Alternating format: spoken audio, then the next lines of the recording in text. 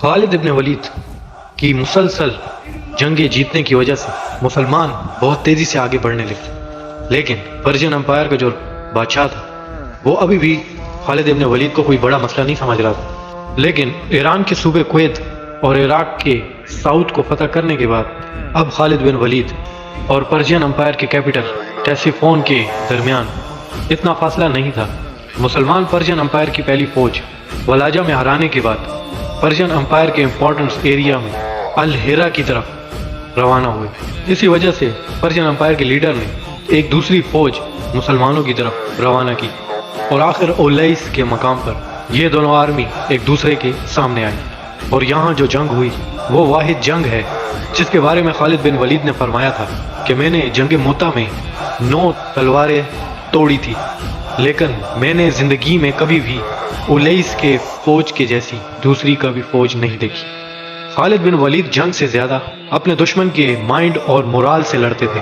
और दुश्मनों के मोराल को तोड़ने के लिए वो जंग स्टार्ट होने के वक्त ही जनरल को ही जंग के लिए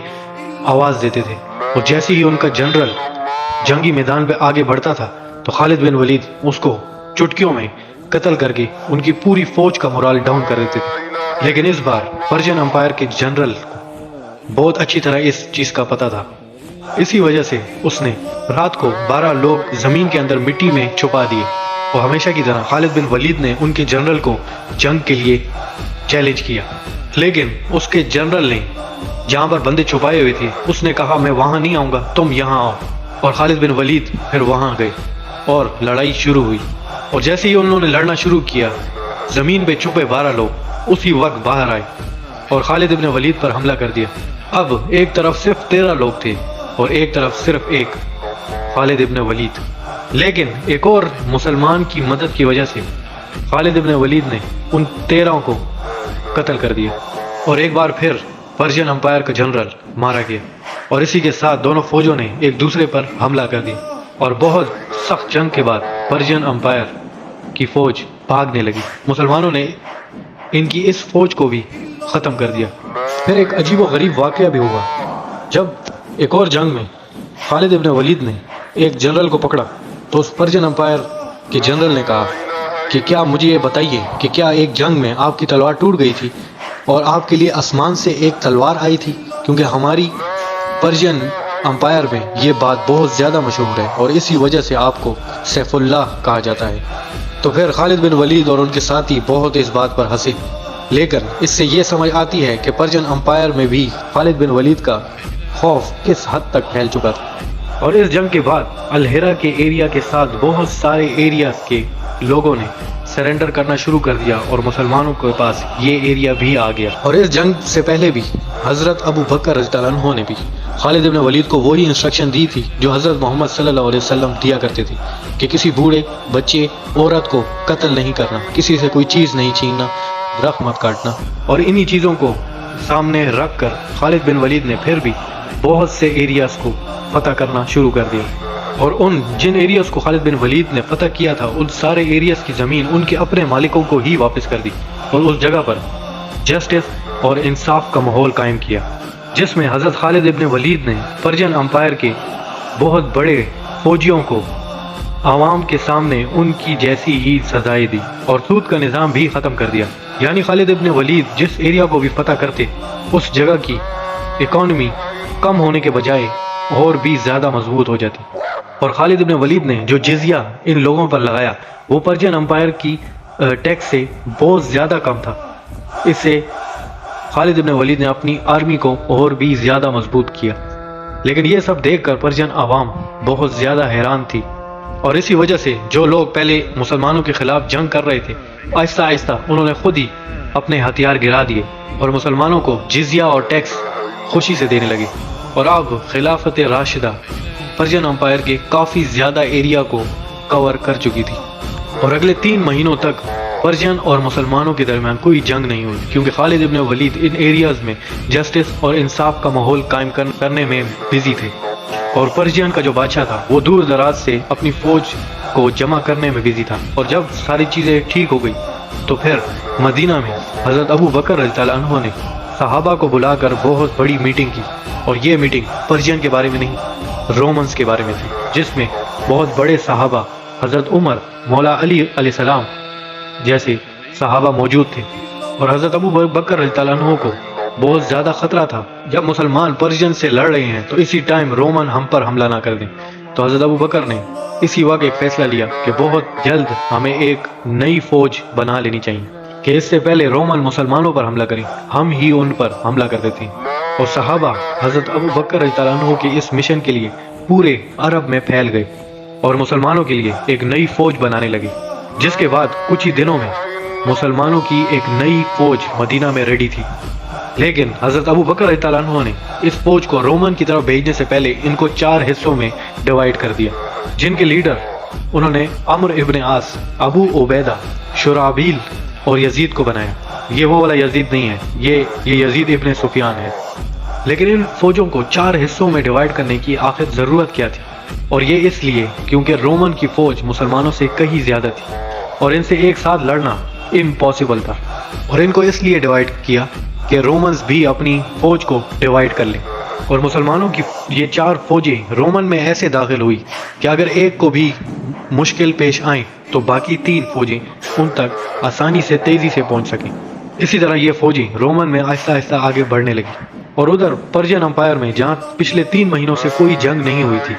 وہاں خالد ابن ولید نے عراق سے بہت تیزی کے ساتھ واپس عرب کی طرف آئے، جہاں پر حضرت ابو بکر رضی اللہ عنہ کے خلاف ایک بہت چھوٹی سی فوج ان کے خلاف جنگ کرنے پہ شروع تھی، تو ان کو خالد ابن ولید نے ختم کیا اور واپس وہ عراق کی طرف چلے گئے۔ اور جیسے ہی پرشین امپائر کے بادشاہ کو یہ پتہ چلا کہ خالد ابن ولید عراق کو چھوڑ کر واپس عرب کی طرف گئے ہیں، تو اس نے 25,000 ہزار کی 3 آرمیوں کو تیار کر مسلمانوں کی طرف روانہ کیا، اور سارے مسلمانوں کو یہ بھی پتا تھا کہ ان 3 آرمیوں کو ایک ساتھ ہرانا بہت زیادہ مشکل ہے۔ تو خالد ابن ولید نے اپنے جنرلز کی ایک بہت بڑی میٹنگ بلائی، اور اب جو پلاننگ حضرت خالد ابن ولید نے کی، اسی پلاننگ کی وجہ سے ان کو دنیا کا سب سے بڑا جنرل مانا جاتا ہے۔ میٹنگ میں مسلمانوں کو یہ پتہ چلا کہ ان تینوں فوجوں کو ایک ایک کر نہیں ہرایا جا سکتا، کیونکہ جیسے ہی مسلمان ان کی طرف روانہ ہوں گے، پرشین کی یہ تینوں فوجیں ایک ساتھ مل کر 75,000 کی ایک بہت بڑی فوج بنا لیں گے۔ اسی لیے خالد ابن ولید نے اپنے جاسوسوں کی مدد سے یہ کیلکولیٹ کرنا شروع کیا کہ آج سے 2 ہفتے بعد ایران کی یہ تینوں فوجیں ایگزیکٹلی کون سی جگہ پر ہوں گی، جس کے بعد خالد ابن ولید نے اپنی آرمی کو 3 گروپس میں ڈیوائیڈ کیا، جس میں سے ایک کو خالد ابن ولید نے اپنے پاس رکھا، دوسرے کو کاکا بن عمرو کے پاس رکھا، اور تیسرے کو ابو لیلہ کے پاس۔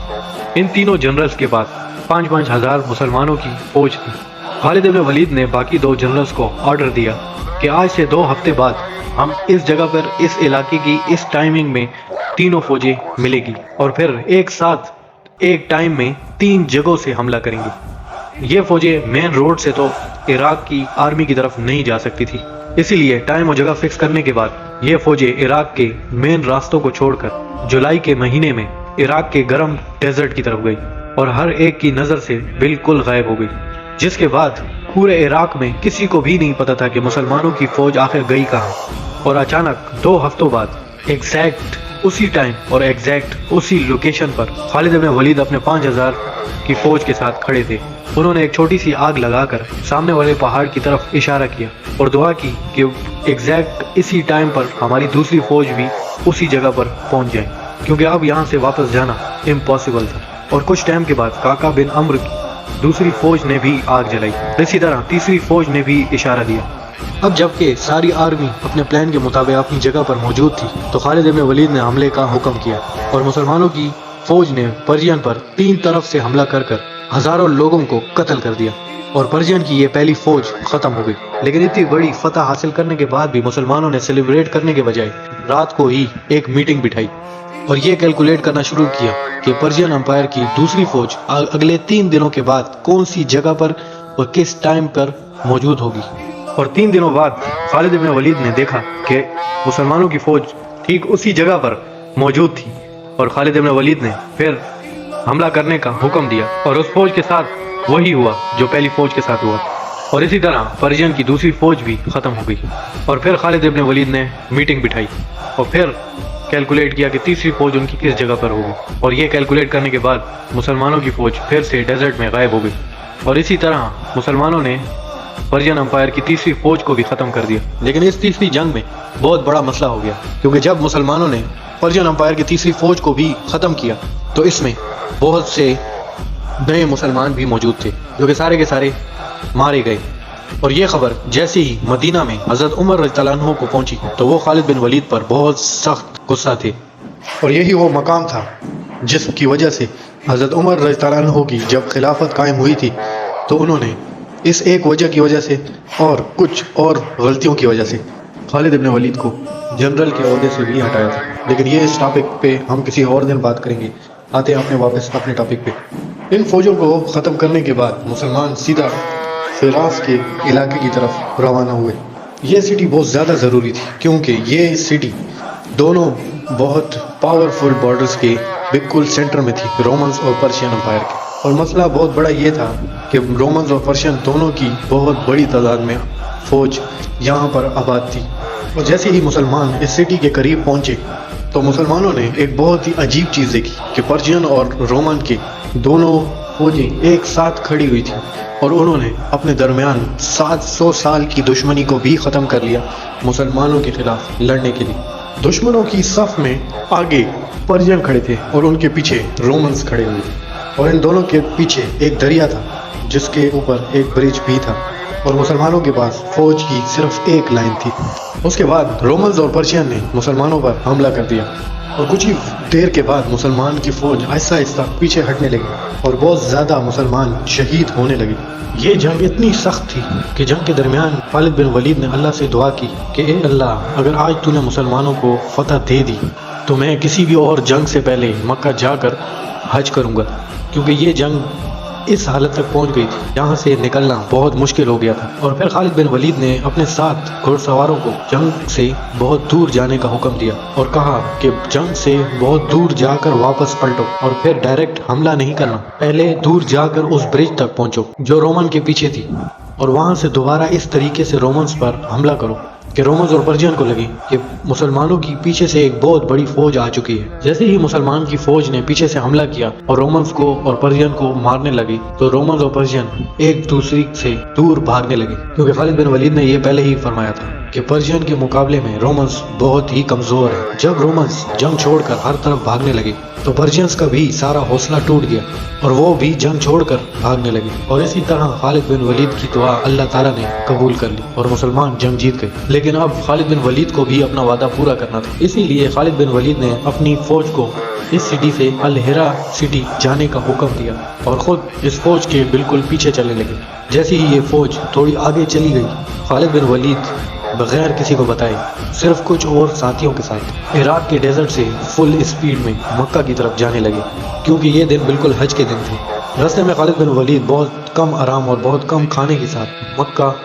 बहुत तेजी के साथ पहुंचे और मक्का पहुंचकर अपने आप का मुंह छुपाकर हज कर वापस इराक की तरफ चले गए। और जैसे ही वो इराक पहुंचे तो उन्होंने देखा कि मुसलमानों की फौज अब सिटी में पहुंच गई है। इसी तरह खालिद बिन वलीद ने किसी को बगैर बताए अपना वादा भी पूरा कर लिया। लेकिन अबू बकर रज़ियल्लाहु अन्हु के जासूसों ने हज़रत अबू बकर रज़ियल्लाहु अन्हु को खालिद बिन वलीद के इस सीक्रेट हज के बारे में बता दिया और हज़रत अबू बकर रज़ियल्लाहु अन्हु ने खालिद बिन वलीद की तरफ एक ख़त भेजा और उसमें लिखा कि बगैर इजाज़त के ऐसा कभी भी नहीं करना। अब मुसलमानों की खिलाफत राशिदा के बॉर्डर्स बहुत ही ज़्यादा फैल चुके थे और एक साथ मुसलमान दुनिया की 2 सुपर पावर से लड़ रहे थे। इन सारी जगहों की प्लानिंग मदीना में बैठे बड़े बड़े सहाबा कर रहे थे। फिर हज़रत अबू बकर रज़ियल्लाहु अन्हु ने देखा कि पर्शियन अंपायर में मुसलमान पर्शियन अंपायर पर हावी हो चुके हैं, लेकिन रोमन्स अंपायर के खिलाफ जो मुसलमान उनसे जंग कर रहे थे उनको काफ़ी मुश्किलात पेश आ रही थी। तो फिर अबू बकर रज़ियल्लाहु अन्हु ने खालिद बिन वलीद की तरफ एक ख़त लिखा और कहा कि अपनी पूरी फौज को लेकर अब रोमन की तरफ जाओ, क्योंकि अब रोमन्स की बारी है। सब्सक्राइब।